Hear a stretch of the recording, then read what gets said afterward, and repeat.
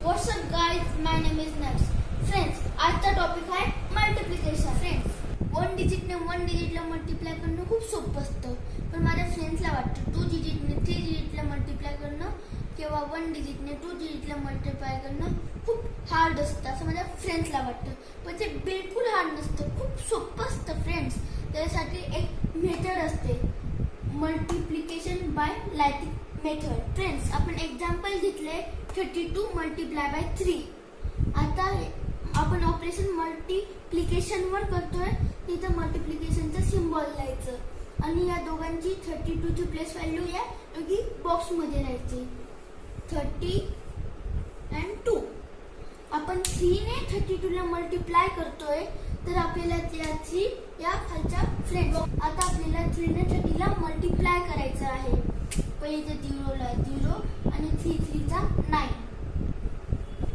आता आपल्याला 3 ने 2 ला मल्टिप्लाय करायचे 6. इथे लिहायचे 6. आता फ्रेंड्स, आपल्याला या दोघांची ऍडिशन करायची आहे. 96. Friends, 6 plus 0 means only 6. 9 चा 9. फ्रेंड्स, आता आपल्याला आन्सर आलाय 96.